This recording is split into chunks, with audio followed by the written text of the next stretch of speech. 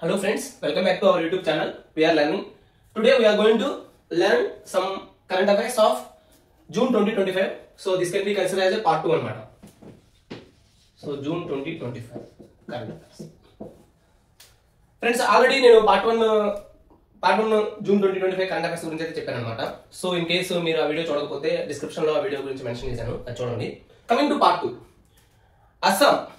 So అస్సాంలో transgender కమ్యూనిటీని ఓబీసీగా పరిగణిస్తూ ఒక అనౌన్స్మెంట్ అయితే చేశారనమాట. సో అస్సాం సీఎం హిమంత్ బిశ్వ శర్మ ఆయన ట్రాన్స్జెండర్ కమ్యూనిటీని ఓబీసీగా ప్రకటించారనమాట. సో అది అస్సాం స్టేట్ లో. నెక్స్ట్ వన్ వచ్చేసరికి Bihar. So Vikram lock canal solar project, Vikram lock canal solar project. So ఈ ప్రాజెక్ట్ అయితే లాంచ్ చేశారనమాట. ఇది ఎక్కడ అంటే బీహార్ లో. సో మనందరికీ తెలుసు ఫ్రెండ్స్, బీహార్ సీఎం వచ్చేసరికి నితీష్ కుమార్ అనమాట. Next, Bihar becomes the first Indian state to implement mobile based ఈ ఓటింగ్. సో బీహార్ స్టేట్ గురించే మరొక ఇంపార్టెంట్ కరెంట్ అఫైర్ ఏంటంటే, Bihar state becomes the first Indian state to implement mobile ఈ ఓటింగ్ అనమాట. మొబైల్ ఈ ఓటింగ్. సో ఇది చాలా కంట్రీస్ లో ఇది ప్రెసెంట్ అవైలబిలిటీలో ఉందన్నమాట. సో ఇది స్టేట్ ఎలక్షన్స్ లో కాదు, మున్సిపల్ ఎలక్షన్స్ లో స్టార్ట్ చేశారనమాట. ఇది మొబైల్ ద్వారా ఈ ఓటింగ్ అనేది. సో ఇది ఎస్పెషల్లీ కొంచెం physically challenged people, at the same time old people కి ఇది యూస్ఫుల్ గా ఉంటుంది అనమాట, ఈ ఓటింగ్ సిస్టమ్ అనేది. Next, coming to Karnataka. So కర్ణాటకలో legal age for purchasing tobacco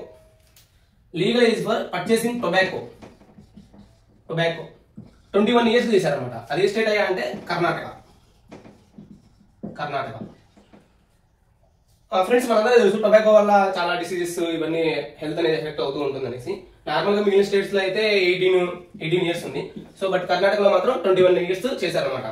so that ఎవరైతే ఆ 18 to 21 ఆ ఏజ్ ఉన్నారో వాళ్ళందరూ కొంచెం సేఫ్ గా ఉంటారు అనేసి. అప్సర్కొండ మొగలి.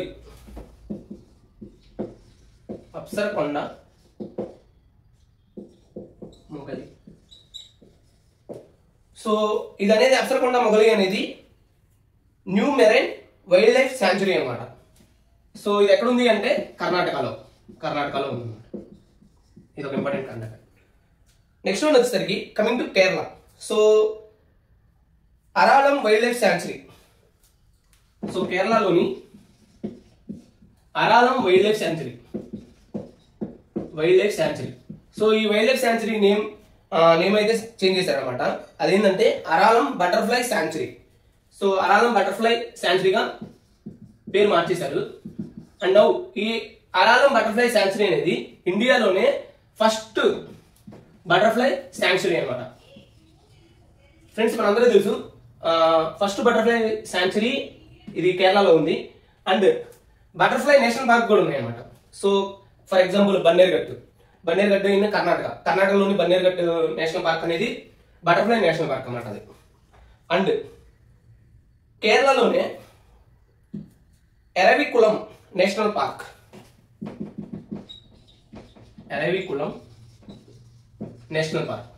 సో ఈ నేషనల్ పార్క్ కూడా వార్తల్లో న్యూస్ లో ఉందన్నమాట. ఎందుకంటే మేనేజ్మెంట్ ఎఫెక్టివ్నెస్ ఎవాల్యుయేషన్. సో ఈ కేటగిరీలో వెరీ గుడ్ అనే కేటగిరీ వచ్చిందనమాట. సో ఈ MEE మేనేజ్మెంట్ ఎఫెక్టివ్నెస్ ఎవాల్యుయేషన్ అనేది నేషనల్ పార్క్స్ కి ఇస్తారనమాట. National parks, wild life sanctuaries అలా. సో ఎవరైతే బెస్ట్ మేనేజ్మెంట్ టెక్నిక్స్ యూజ్ చేస్తున్నారో ఆ పర్టికులర్ నేషనల్ పార్క్ లో వాళ్ళకి ఇస్తారనమాట. సో ఇది ఎరవికులం నేషనల్ పార్క్. ఇది ఎక్కడుంది అంటే కేరళలో ఉందన్నమాట. సో వెరీ గుడ్ అనే కేటగిరీలో ఉందన్నమాట. అండ్ కేరళలోనే Mathikettan shola national park. So కేరళలోనే Mathikettan shola national park. So ఇది సెకండ్ ప్లేస్ లో ఉందన్నమాట ఈ మేనేజ్మెంట్ ఎఫెక్టివ్నెస్ ఎవాల్యుయేషన్ లో. Next, coming to Maharashtra. So Maharashtra rolled out a new digital initiative assigning geotagged 13-digit unique ID to infra projects.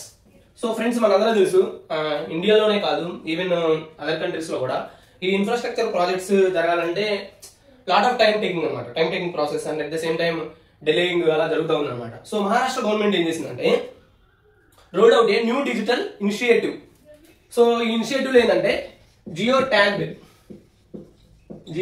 13 digit unique ID అనేది ఇస్తారనమాట. So unique ID so ఇలా ఇవ్వడం వల్ల ఏంటంటే మనకి డైలీ ఎంతవరకు జరిగింది ఏంటి, ఆ ప్రాజెక్ట్ పర్టికులర్ ప్రాజెక్ట్ ఇంకా ఎన్ని ఇయర్స్ పడుతుంది, ఇంకా ఏమైనా మెటీరియల్ సోర్సెస్ ఏమైనా కావాలా, ఇవి మొత్తం కూడా వాళ్ళు ఈ యాప్ ద్వారా ఈ యూనిక్ ఐడి ద్వారా తెలుసుకోవచ్చు అనమాట. Next coming to Mizoram. So Mizoram capital వచ్చేసరికి ఐజ్వాల్.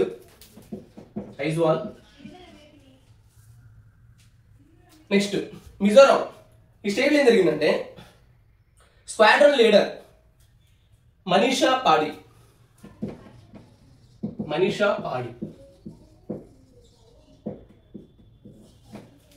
సో ఏమొచ్చేసరికి స్క్వాడ్రన్ లీడర్ అనమాట.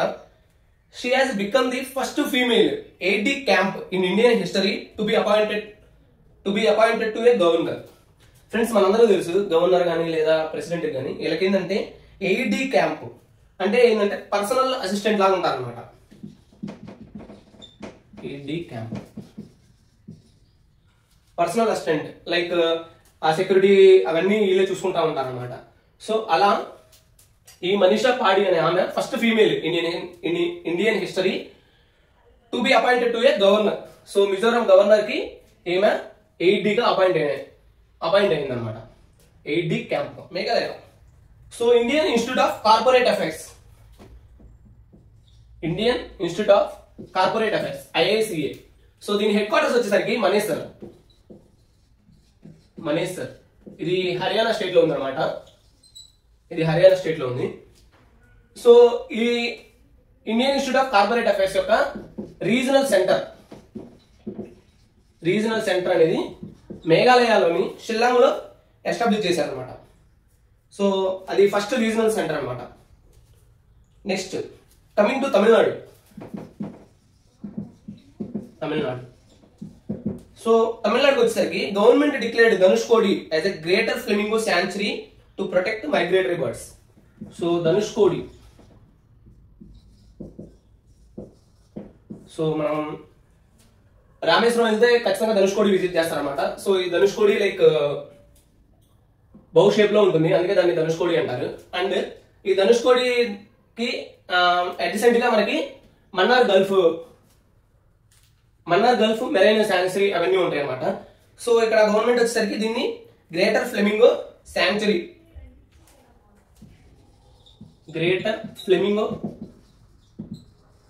శాంచురీగా ప్రకటించింది అనమాట. సో మనకి జూన్ లో చూసుకుంటే ఎక్కువగా ఈ వైల్డ్ లైఫ్ లేదా ఈ శాంచురీ ఎన్విరాన్మెంట్ ప్రొటెక్షన్ దీని రిలేటెడ్ గా ఎక్కువ కనపడతా ఉంటాయి అనమాట. ఎందుకంటే ఫ్రెండ్స్ మెయిన్ గా జూన్ 5th అనేది వరల్డ్ ఎన్విరాన్మెంట్ డే అన్నమాట. సో ఇది ఎందుకు ఆ రోజే ప్రకటించారంటే 1972లో స్టాక్హోమ్ కాన్ఫరెన్స్ జరిగింది ఆన్ హ్యూమన్ ఎన్విరాన్మెంట్. సో అప్పటి నుంచి ఈ జూన్ 5th వరల్డ్ ఎన్విరాన్మెంట్ డేగా జరుపుకుంటూ ఉన్నాం అనమాట. సో ఈ 2025 వరల్డ్ ఎన్విరాన్మెంట్ డే థీమ్ వచ్చేసరికి beat the plastic pollution. So మనందరికీ తెలుసు ఫ్రెండ్స్ ప్లాస్టిక్ అనేది మన ఎన్విరాన్మెంట్ కి ఎంతో ఇంపాక్ట్ చేస్తూ ఉందన్నమాట. సో దానికోసం అనేసి బీట్ ది ప్లాస్టిక్ పొల్యూషన్ ఈ థీమ్ అయితే పెట్టారు 2025 World Environment Day. And host country ఉంటుంది అనమాట ఎవ్రీ ఇయర్ కూడా.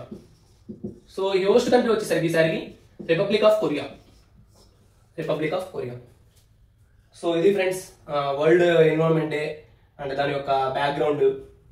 And next UNEP United Nations Environment Programme. ఈ UNEP అనేది ఈ వరల్డ్ ఎన్విరాన్మెంట్ డే ఇవన్నీ కూడా ఆర్గనైజ్ చేస్తూ ఉంటుంది అనమాట. సో దీని UNEP హెడ్ క్వార్టర్స్ వచ్చేసరికి నైరోబి కెన్యా, నైరోబిలో ఉందన్నమాట, ఉత్తరప్రదేశ్. సో ఉత్తరప్రదేశ్ గవర్నమెంట్ వచ్చేసరికి 20% horizontal reservation for Agniveers. So Agniveers కి 20% హారిజాంటల్ రిజర్వేషన్ ప్రకటించింది అనమాట ఉత్తరప్రదేశ్. సో ఈ అగ్నివీర్స్ అనే వాళ్ళు అగ్నిపథ్ స్కీమ్ ద్వారా అపాయింట్ చేయబడతారు అనమాట.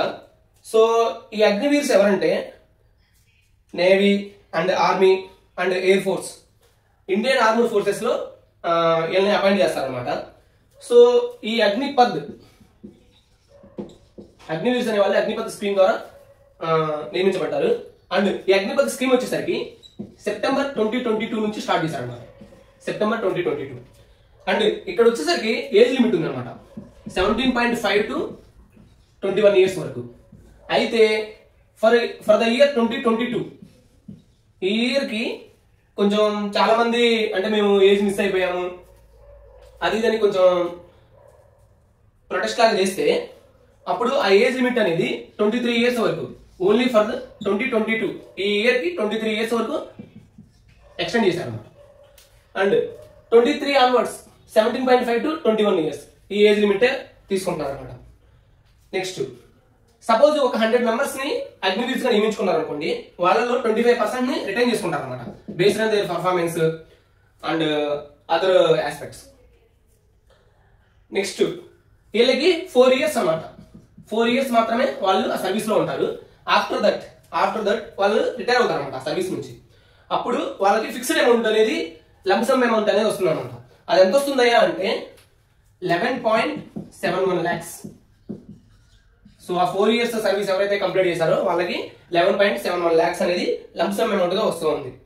అండ్ ఎవ్రీ ఇయర్ కూడా నియర్లీ 45,000 to 50,000 members ని సర్వీస్ లోకి తీసుకోవాలని గవర్నమెంట్ ఈ స్కీమ్ అనేది ఇంప్లిమెంట్ చేసింది అనమాట. So 45,000 to 50,000. West Bengal.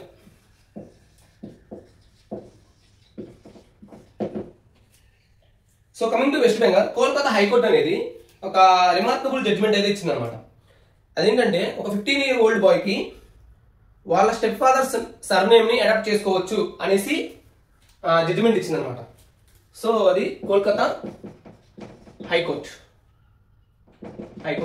15-year-old bye కి. సో జనరల్ గా మనందరూ తెలుసు ఫ్రెండ్స్, బయాలజికల్ ఫాదర్ ఎవరైతే ఉన్నారో వాళ్ళ సర్నేమ్ వస్తుంది అనమాట నార్మల్ గా ఎవరీ పర్సన్ కి. సో బట్ ఈ కోల్కతా హైకోర్టు అనేది వాళ్ళ స్టెప్ ఫాదర్స్ సర్నేమ్ తీసుకోవచ్చు, he can adopt that one అనేసి జడ్జిమెంట్ ఇచ్చారనమాట. అండ్ వెస్ట్ బెంగాల్లో మన్రేగా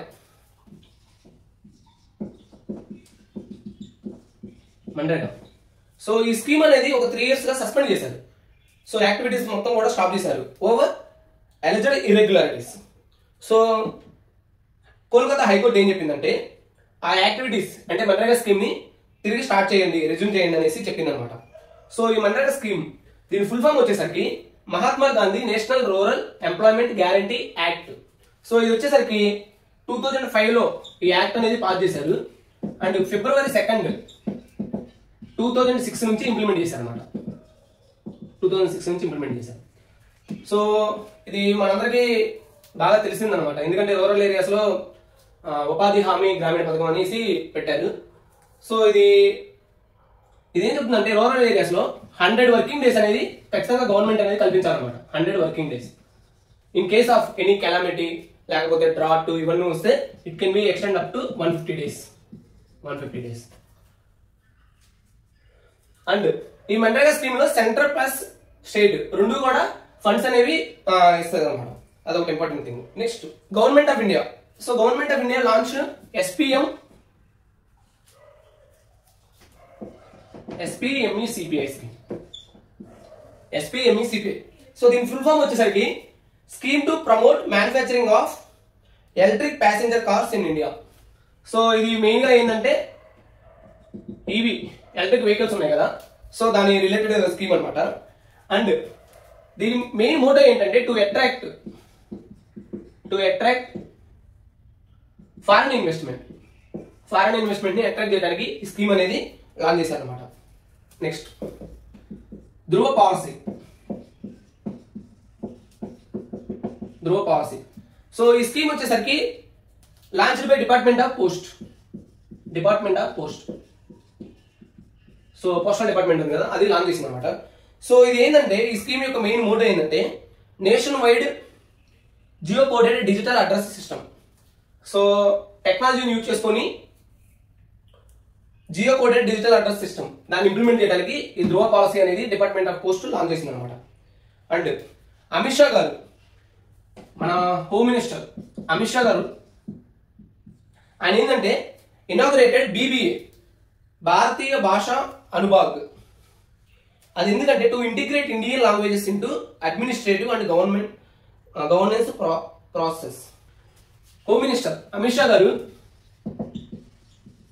సో BBAని ఇనాగ్రేట్ చేశారన్నమాట, భారతీయ భాష అనుభాగ్. సో దీని మెయిన్ మోటో వచ్చేసరికి to integrate Indian languages into administrative and governance process అనమాట. సో మనకి ఇది NEP ఉంది కదా, నేషనల్ ఎడ్యుకేషన్ పాలసీ 2020, దానికి అనుగుణంగా ఇది రన్ అవుతూ ఉంటుంది అనమాట ఈ BBA అనేది. Election commission of India ECI. So ఈ election commission of India present chief election commissioner CEC, chief election commissioner వచ్చేసరికి జ్ఞానేష్ కుమార్. సో ఈ ఎలక్షన్ కమిషన్ ఆఫ్ ఇండియా గురించి కొన్ని ఇంపార్టెంట్ ఫ్యాక్ట్స్ అయితే తెలుసుకున్నాను. ఈ ఎలక్షన్ కమిషన్ ఆఫ్ ఇండియా వచ్చేసరికి Jan 25th 1950లో ఎస్టాబ్లిష్ చేశారు. అందుకే మనకి every year Jan 25th national voters డేగా జరుపుకుంటాం, నేషనల్ ఓటర్స్ డే. నెక్స్ట్ ఈ ఎలక్షన్ కమిషన్ ఆఫ్ ఇండియాకి ఫస్ట్ చీఫ్ ఎలక్షన్ కమిషనర్ వచ్చేసరికి సుకుమార్ సేన్. సో ఆయన ఫస్ట్ జనరల్ ఎలక్షన్స్ 1951 నుంచి 1952 వరకు జరిగినాయి కదా, సో అప్పుడు ఆయన ఎలక్షన్ కమిషనర్ గా ఉన్నారు. And at the same time second general elections 1957 లో జరిగినప్పుడు కూడా ఆయనే చీఫ్ ఎలక్షన్ కమిషనర్ గా ఉన్నారన్నమాట, సుకుమార్ సేన్ గారు. And coming to election commission of India friends, మనందరూ తెలుసు మన ఇండియాలో ఎలక్షన్ కమిషన్ ఆఫ్ ఇండియా అనేది ఒక autonomous body and constitutional body కూడా. సో ఇండిపెండెంట్ గా they can take their own decisions. And ఇది వచ్చేసరికి మెయిన్ గా హెడ్ క్వార్టర్స్ వచ్చేసరికి న్యూఢిల్లీ అనమాట, న్యూఢిల్లీ. నెక్స్ట్ ఆల్రెడీ చెప్పుకున్నాం ఎలక్షన్ కమిషన్ ఆఫ్ ఇండియా అనేది కాన్స్టిట్యూషనల్ బాడీ అనేసి. సో కాన్స్టిట్యూషనల్ బాడీ అంటే కంపల్సరీగా ఆర్టికల్స్ మీద బేస్ అయి ఉంటుంది.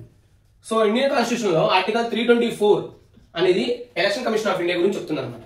అది 15th పార్ట్ లో వస్తుంది, 15th పార్ట్. నెక్స్ట్ ఈ ఎలక్షన్ కమిషన్ ఆఫ్ ఇండియాకి మనం ఆల్రెడీ చెప్పుకున్నాం, ఒక CEC ఉంటారు, అంటే ఒక చీఫ్ ఎలక్షన్ కమిషనర్ ఉంటారు, అండ్ 2 CEs ఉంటారు, ఎలక్షన్ కమిషనర్స్ ఉంటారు. సో ఫస్ట్ స్టార్ట్ అయినప్పుడు సింగిల్ బాడీ మెంబర్ గా ఉండేది. తర్వాత 1989లో మల్టీ బాడీ కమిషనర్ గా చేశారనమాట. అప్పుడే మనకి ఒక chief election commissioner and 2 election commissioners start అయ్యారు. అండ్ ఈ ఎలక్షన్ కమిషనర్స్ వచ్చేసరికి appointed by president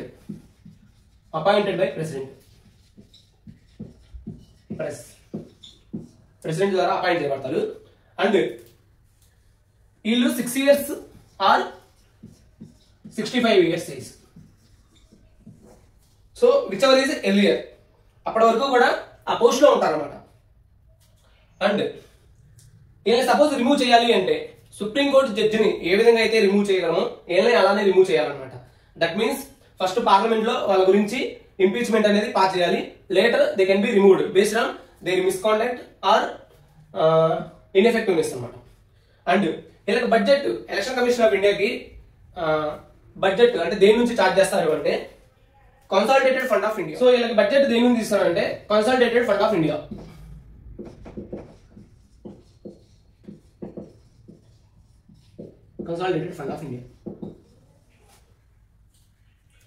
next election commission starting లో ఏం చేసిందంటే మనకి బ్యాలెట్ సిస్టమ్ ఉండేది అనమాట. తర్వాత ఈవీఎం, నెక్స్ట్ వీవీప్యాట్ ఇవన్నీ వచ్చినాయి అనమాట. సో ఇప్పుడు వీటి గురించి తెలుసుకున్నాం. ఈవీఎం ఎలక్ట్రానిక్ ఓటింగ్ మెషిన్, ఇది అనేది 1999లో ఇంట్రడ్యూస్ చేశారు అనమాట. నెక్స్ట్ తర్వాత VVPAT, voter verified paper audit trial, VVPAT. So ఈ వీవీప్యాట్ ఏంటంటే మీరు ఎప్పుడైనా ఓటేసారు అనుకోండి, ఓటేసిన తర్వాత సపోజ్ మనం ఒక సింబల్ నొక్కాం, ఆ సింబల్ నొక్కిన తర్వాత ఏదో అది కరెక్టా కాదా అని చెక్ చేసుకోవడానికి ఈ వీవీప్యాట్ అనేది ఉపయోగపడుతుంది అనమాట. Voter verified paper audit trial. So ఇది వచ్చేసరికి ఈ వీవీప్యాట్ వచ్చేసరికి 2013లో ఇంప్లిమెంట్ చేశారనమాట. And NOTA. సో ఇచ్చిన ఆప్షన్స్ సపోజ్ మనకి ఒక 23 మెంబర్స్ ఆ పర్టికులర్ కాన్స్టిట్యున్సీలో వాళ్ళు కంటెస్ట్ చేస్తూ ఉన్నారు అనమాట. వాళ్ళ మనకి ఎవరు కూడా సరైన సూటబుల్ వ్యక్తి ఈ కాన్స్టిట్యున్సీ ఎమ్మెల్యే అవడానికి సూటబుల్ కాదు అనిపించింది అనుకోండి, ఆ పర్టికులర్ పర్సన్ అంటే ఏ పర్టికులర్ పర్సన్ మనకు నచ్చలేదు, అప్పుడు ఏం చేస్తామంటే నోటా అనేది యూజ్ చేసుకోవచ్చు అనమాట. సో ఈ నోటా అనేది 2013లో ఇంప్లిమెంట్ చేశారు నోటా కూడా. That means none of the above. And already మనం చెప్పుకున్నాం ఎలక్షన్ కమిషన్ ఆఫ్ ఇండియాకి ఫస్ట్ సిఈసిగా చీఫ్ ఎలక్షన్ కమిషనర్ గా సుకుమార్ సేన్ గారు చేశారనేసి. సుకుమార్ సేన్. సో ఈయన ప్రత్యేకత ఏంటంటే 1953లో సూడాన్కి ఎలక్షన్ జరిగింది అనమాట, సూడాన్ కంట్రీలో. సో దానికి కూడా ఆయన చీఫ్ ఎలక్షన్ కమిషనర్ గా సెలెక్ట్ అయ్యారనమాట. సో అది మన కంట్రీ నుంచి సెలెక్ట్ అవడం అనేది చాలా గర్వించదగిన విషయం అనమాట. So it's a pride for us. ఈ ఎలక్షన్ కమిషన్ ఆఫ్ ఇండియా అనేది రీసెంట్ గా న్యూస్ లో ఉందన్నమాట. ఎందుకంటే epic cards, ఎలక్టర్ photo identity cards ఇస్తున్నారు కదా, వాటి కోసం ప్రత్యేకంగా స్టాండర్డ్ ఆపరేటింగ్ ప్రొసీజర్ అనేది స్టార్ట్ చేశారు. అదేంటంటే ఎపిక్ కార్డ్ అనేది వితిన్ 50 డేస్ లో జారీ చేయాలనేసి ఒక SOP అనేది వాళ్ళు పెట్టుకున్నారు అనమాట. అది friends, this is all about election commission of India. NHA, national highways authority of India.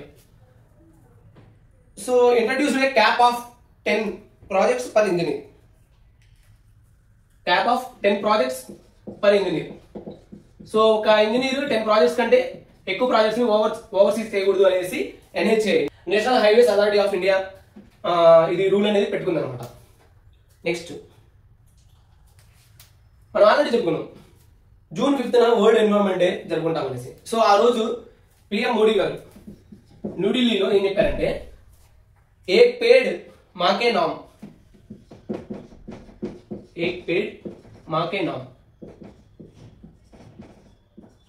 2.0ని start చేశారు అనమాట, లాంచ్ చేశారు. సో ఇక్కడ ఏంటంటే like to protect environment and as well as to increase tree plantation ని ఇచ్చేయడం కోసం ప్రైమ్ మినిస్టర్ మోడీ గారు ఈ స్కీమ్ అనేది లాంచ్ చేశారు అనమాట. Ministry of tribal affairs. So ఈ మినిస్ట్రీ ఆఫ్ ట్రైబల్ అఫైర్స్ అనేది ధరతీ ఆబా జన్ భాగీదారీ అభియాన్. ధరతీ ఆబా జన్ భాగీదారీ అభియాన్ని లాంచ్ చేసింది అనమాట.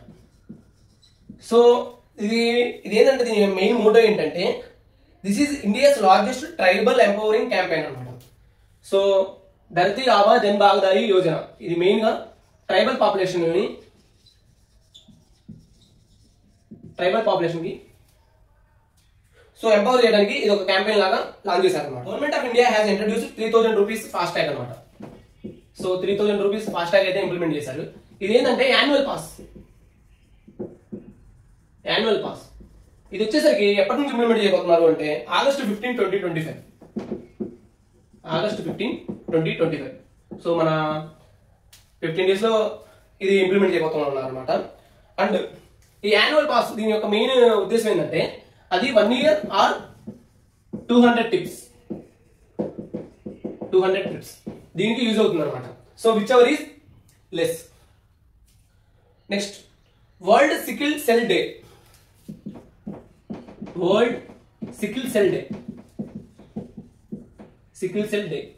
సో ఇది ఎప్పుడంటే June 19 ఎవ్రీ ఇయర్ జరుపుకుంటూ ఉంటారు అనమాట.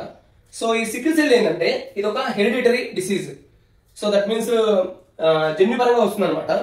సో ఫాదర్ మదర్కి ఇద్దరు ఎవరికన్నా వాళ్ళ చిల్డ్రన్కి అలా పాస్ అయ్యే అవకాశం ఉందన్నమాట.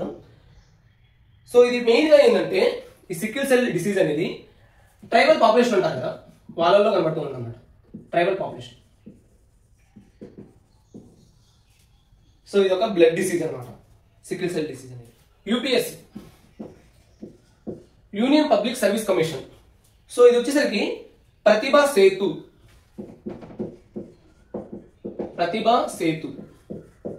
సో ప్రతిభా సేతు అనే ఒక ప్రోగ్రామ్ అయితే లాంచ్ చేసింది అనమాట. సో ఇది ఏం చేస్తుందంటే UPSCకి మనందరూ తెలుసు ఈవెన్ ల్యాక్స్ లో ప్రిపేర్ అవుతూ ఉంటారు. అండ్ ప్రిపేర్ అయిన వాళ్ళందరికీ మెరిట్ లిస్ట్ లో ఉంటారంటే చెప్పలేని పరిస్థితి. సో ఎవరైతే ఆల్ స్టేజెస్ ని క్లియర్ చేసి like prelims, mains and interviews ఇవి క్లియర్ చేసి బట్ మెరిట్ లిస్ట్ లో రాలేదో నాన్ రికమెండెడ్ క్యాండిడేట్స్ ఎవరైతే ఉన్నారో వాళ్ళ కోసం ఈ ప్రతిభా సేతు అనేది లాంచ్ చేశారు అనమాట. సో ఈ ప్రతిభా సేతు ద్వారా ఎంప్లాయర్స్ ఎవరైతే ఉన్నారో వాళ్ళు ఈ ప్రతిభా సేతు ద్వారా నాన్ రికమెండెడ్ క్యాండిడేట్స్ నుంచి వాళ్ళకి సూట్ అయ్యే వాళ్ళని పిక్ చేసుకోవచ్చు అనమాట. So that is the motto of Pratibha Setu. అది యూపీఎస్సీ లాంచ్ చేసింది అనమాట. నెక్స్ట్ యోగ సంఘం 2025. సో ఈ యోగ సంఘం ఏంటంటే it's an initiative by ministry of AYUSH. So ఇది ఎందుకు మెయిన్ గా పెట్టారు అంటే యోగా ద్వారా మనకి ఎటువంటి ట్రాన్స్ఫర్మేషన్ వస్తుంది అనేది తెలుసుకోవడానికి యోగ సంఘం అనేది పెట్టారనమాట. సో దీని యోగ సంఘం థీమ్ వచ్చేసరికి యూనిటీ త్రూ బ్రీత్.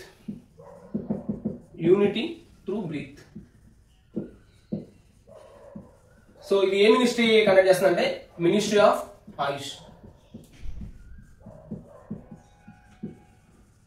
సో మనందరూ తెలుసు ఫ్రెండ్స్, మన ఇండియాలో ఇంటర్నేషనల్ యోగా డే అనేది విశాఖపట్నంలో జరుపుకున్నాం. సో దాన్ని కండక్ట్ చేసింది కూడా మినిస్ట్రీ ఆఫ్ ఆయుష్ అన్నమాట. సో ఈ ఫెస్టివల్స్ లో మనకు మెయిన్ ఏంటంటే పర్టికులర్ ఫెస్టివల్ ఏ స్టేట్ లో జరుపుకుంటారు అనేది అడుగుతూ ఉంటారు అనమాట. సో దీంట్లో ఈ బోనాలు ఫెస్టివల్ వచ్చేసరికి తెలంగాణ అనమాట. తెలంగాణలో జరుపుకుంటూ ఉంటారు. అండ్ ఆంధ్రప్రదేశ్ లోని బోర్డర్ విలేజెస్ లో కూడా జరుపుకుంటూ ఉంటారు అనమాట. ఫర్ ఎగ్జాంపుల్ మాది పిడిగురాళ్ళ, సో అక్కడ మేము జరుపుకుంటూ ఉంటాము ఈ బోనాలు ఫెస్టివల్ అనేది. అండ్ ఈ బోనాలు అనేది మెయిన్ గా గోల్కొండ ఫోర్ట్ లో స్టార్ట్ అవుతుంది అనమాట. సో అక్కడ మహంకాళి అమ్మవారు, గోల్కొండ ఫోర్ట్ నుంచి మహంకాళి అమ్మవారు, సికింద్రాబాద్ లోని మహంకాళి అమ్మవారు అక్కడ వరకు బోనాలు తీసుకొని వస్తారనమాట. అండ్ ఇది తెలంగాణ యొక్క డీప్ కల్చర్డ్ ట్రెడిషన్స్ కి ఒక స్పెషాలిటీ అనమాట ఈ బోనాలు అనేది. సో ఇది యాక్చువల్ గా ప్రకృతికి మనం ఇచ్చేటువంటి ఒక ఆఫర్ గా భావిస్తూ ఉంటారు ఈ బోనాలు ఫెస్టివల్ ని. సో ఇది అరౌండ్ 10 days పాటు జరుపుకుంటూ ఉంటారు అనమాట ఈ Bonalu festival. Next Ambubachi Mela.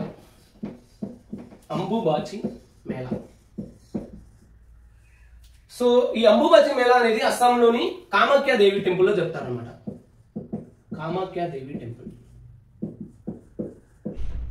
So ఇది ఎక్కడ అంటే అస్సాంలో ఉందన్నమాట.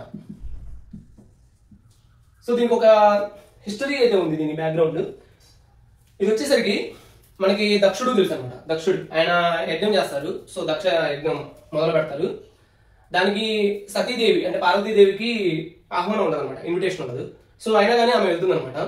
అప్పుడు ఆ దక్షుడు అంటే వాళ్ళ ఫాదర్ ఆమెని అవమానిస్తాడు అనమాట. అంటే శివుడి గురించి కొంచెం బ్యాడ్ గా మాట్లాడి అప్పుడు ఆమె విరక్తితోటి చనిపోతుంది అనమాట. సో ఆమె చనిపోయిన తర్వాత శివుడు వియోగం చెందుతాడు. ఆమె శవాన్ని అంటే కాప్స్ పట్టుకొని ఇంకా అలా వెళ్తూ ఉంటాడు అనమాట.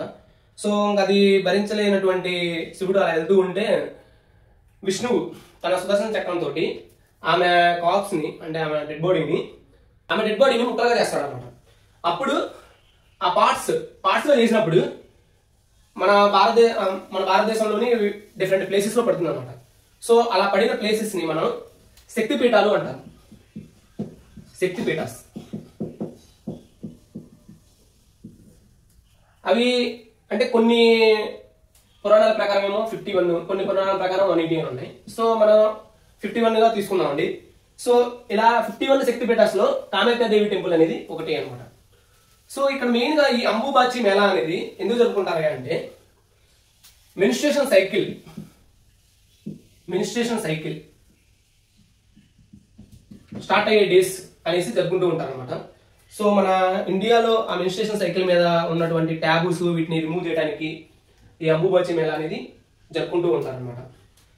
సో నెక్స్ట్ ఆమె ముక్కలుగా చేసినప్పుడు ఆమె బాడీ పార్ట్స్ పడినాయి అని చెప్పాను కదా. ఈ కామాఖ్య దేవి టెంపుల్ దగ్గర ఆమె పార్ట్స్ వచ్చేసరికి యోని అనే పార్ట్ పడుతుంది. సో ఊమ్ అనమాట, ఊమ్ పార్ట్ అక్కడ పడుతుంది అనమాట. సో ఆ పడిన పార్ట్ కామాఖ్య దేవి టెంపుల్ గా పరిగణిస్తున్నాం అనమాట. Third lavender festival. సో ఈ లావెండర్ ఫెస్టివల్ అనేది జమ్మూ అండ్ కాశ్మీర్ లో జరిగింది అనమాట. ప్లేస్ వచ్చేసరికి బాదెర్వా. సో ఈ ప్లేస్లో జరిగింది అనమాట. సో ఇది మెయిన్గా ఏంటంటే లావెండర్ ఫార్మింగ్, నెక్స్ట్ దాని గురించి అక్కడ ఫార్మర్స్ వాళ్ళు ఉంటారు కదా, వాళ్ళని ఎంపవర్ చేయడానికి కూడా ఈ ఫెస్టివల్ అనేది ఉపయోగపడుతుంది అనమాట. నెక్స్ట్ శ్రీలంకలో పోసం పోయా అనే ఫెస్టివల్ జరిగింది అన్నమాట. పోసం పోయా. సో అదేంటి పక్కన ఉన్న శ్రీలంక గురించి కూడా, అదే శ్రీలంకలో జరిగే ఫెస్టివల్స్ గురించి కూడా తెలుసుకోవాలని అడగచ్చు. మన ఎగ్జామ్లో, కాంపిటేటివ్ ఎగ్జామ్స్లో మన జనరల్ నాలెడ్జ్ చెక్ చేస్తారు when it comes to general current affairs అంటారు. సో ఇది మనం తెలుసుకోవాల్సిన విషయాలు ఇవన్నీ కూడా. పోసం పోయా. సో ఈ ఫెస్టివల్ మెయిన్ ఎందుకు జరుపుకున్నారంటే వాళ్ళకి బుద్ధిజం పరిచయం అయ్యి 2000 years అయిందన్నమాట. 2000 years. సో అది ఎలా అంటే అరహత్ మహిందా.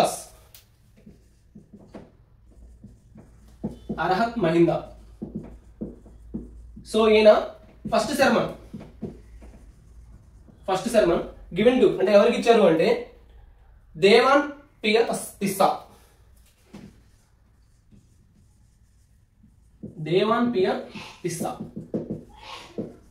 సో ఈయనకి శర్మన్ లాగా ఇచ్చారనమాట.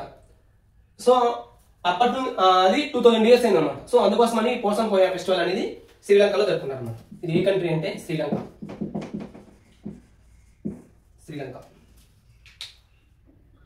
కాటర్గామా ఫెస్టివల్. సో ఈ ఫెస్టివల్ కూడా శ్రీలంకలో జరుపుకున్నారు. సో ఇదేంటంటే Mahadevala temple. It is centered around Mahadevala temple. So ఈ మహాదేవల టెంపుల్ అనేది స్కంద టెంపుల్ అనమాట. సో ఇది ఒక ఇంపార్టెంట్ కరెంట్ అఫైర్. ప్రజెంట్ వచ్చేసరికి లియోపార్డ్ క్యాపిటల్ ఆఫ్ ఇండియా.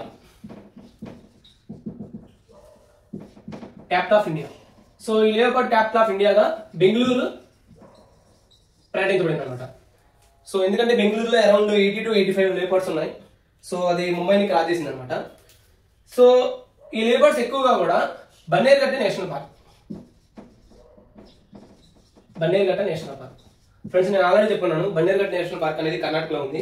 అది బటర్ఫ్లైస్ ఫేమస్ అనమాట. And at the same time ఈ నేషనల్ పార్క్ చుట్టూ కూడా మనకి లేపర్డ్స్ ఎక్కువ ఉన్నాయి అనమాట. సో అందువల్ల లియోపార్డ్ క్యాపిటల్ ఆఫ్ ఇండియాగా బెంగళూరుని ప్రకటించారు. 11th ఇంటర్నేషనల్ యోగా డే మనందరూ తెలుసు ఫ్రెండ్స్, అది వైజాగ్లో జరిగింది అనమాట. సో ఇక్కడ దీని యొక్క థీమ్ వచ్చేసరికి yoga for one earth and one health. So ఈ థీమ్ అనేది చాలా ఇంపార్టెంట్ అనమాట. సో మనకి ఇచ్చే అవకాశం ఉంది. And at the same time ఇది ఎక్కడ జరిగింది? వైజాగ్ అంటే Visakhapatnam.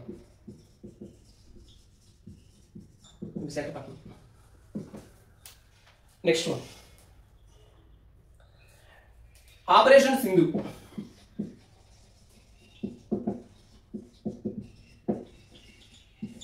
So operation Sindhu, so ఇది వినగానే చాలా మంది కన్ఫ్యూజ్ అయ్యే అవకాశం ఉందన్నమాట. Operation Sindoor and operation Sindhu. So operation Sindoor వచ్చేసరికి జమ్మూ అండ్ కాశ్మీర్ పహల్గామ్ అటాక్ దానికి అగెనిస్ట్ గా ఇండియా చేపట్టింది. అండ్ ఆపరేషన్ సింధు వచ్చేసరికి ఇరాన్ అండ్ ఇజ్రాయిల్ ఈ 2 కంట్రీస్ మధ్య కాన్ఫ్లిక్ట్స్ అనేవి పెరిగినాయి అనమాట. సో ఇరాన్ ఇజ్రాయిల్ మధ్య కాన్ఫ్లిక్ట్స్ అనేవి పెరిగినాయి అనమాట.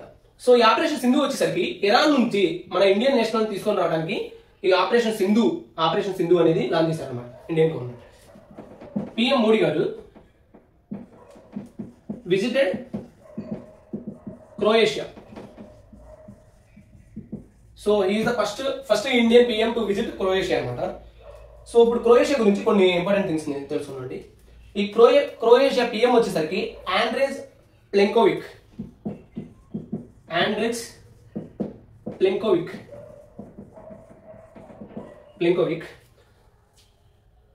ఈయన ఆండ్రేజ్ ప్లెంకోవిక్ పిఎం గారు విజిట్ చేసినప్పుడు, మోడీ గారు విజిట్ చేసినప్పుడు ఆయనకి ఒక బుక్ అయితే గిఫ్ట్గా ఇచ్చారనమాట. సో ఆ బుక్ ఏంటంటే first printed Sanskrit grammar written by Philip Wesdin. First printed Sanskrit grammar.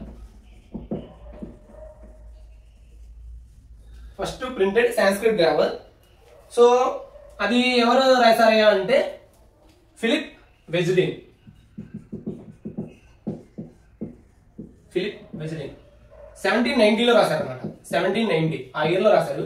So ఈయన ఫిలిప్ వెజ్లిన్ అనే అతను ఇండియాకి వచ్చారనమాట. ఆ టైంలో 1774 ఆ టైంలో వచ్చారు. సో అప్పుడు ఇండియాలో ఉన్నటువంటి ఆ పరిస్థితులు అవన్నీ చూసి బుక్ అయితే రాశారనమాట. అదేంటంటే సాంస్క్రిట్ గ్రామర్ బుక్ 1790లో రాశారు. అది ఈ ఫిలిప్ వెజ్లిన్ అనే అతను క్రొయేషియాకి చెందిన. India set to integrate it's rare donor registry అనమాట. సో ఈ రక్తకోష్ సో ఇది మెయిన్ గా ఏంటంటే రేర్ బ్లడ్ గ్రూప్స్ ఉంటాయి కదా. సో ఆ రేర్ బ్లడ్ గ్రూప్స్ ఏమేంటి అంటే Bombay blood group and RH null, అలానే P నల్, ఇవి రేర్ బ్లడ్ గ్రూప్స్ అనమాట. సో ఈ రక్తకోశ అనేది ఈ రేర్ బ్లడ్ గ్రూప్స్ ని రిజిస్టర్ చేస్తుంది అనమాట. అండ్ రిజిస్టర్ చేసి ఇది మెయిన్ ఎందుకయ్యా అంటే మనందరూ తెలుసు ఫ్రెండ్స్, బ్లడ్ డిసీజెస్ అనేవి కొన్ని ఉన్నాయి అనమాట. For example thalassaemia and haemophilia, sickle cell. So వీటి మీద రీసెర్చ్ చేయడానికి ఇది ఉపయోగపడుతుంది అనమాట ఈ రక్తకోశ్. సో వీటిలో బ్లడ్ డిసీజెస్ అనేవి తెలుసుకోవడం ఇంపార్టెంట్. ఫస్ట్ వన్ వచ్చేసరికి తలస్సేమియా, తర్వాత హిమోఫీలియా అండ్ నెక్స్ట్ వన్ వచ్చేసరికి sickle cell disease.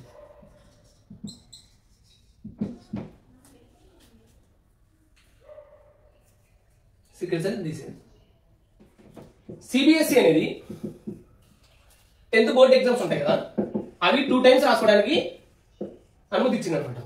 So 2 times రాసుకోవచ్చు. 2 times ట్వైస్ ఏ ఇయర్. అది ఎప్పటి నుంచి స్టార్ట్ చేస్తారా అంటే 2026 to 27 అనమాట. ఈ ఇయర్ నుంచి స్టార్ట్ చేస్తారు. Next Project Elephant. సో ఈ స్కీమ్ యొక్క రివ్యూ అయితే కండక్ట్ చేయడం జరిగింది. సో మినిస్ట్రీ ఆఫ్ ఎన్విరాన్మెంట్ వాళ్ళు కండక్ట్ చేశారనమాట. ఈ ప్రాజెక్ట్ ఎలిఫెంట్ సో ఇది వచ్చేసరికి 1992లో లాంచ్ చేశారనమాట. To protect Asian elephants and their habitats. అలానే ప్రాజెక్ట్ టైగర్ 1973లో లాంచ్ చేశారు. సో దీని మెయిన్ ఫౌండర్ వచ్చేసరికి కైలాష్ సంకల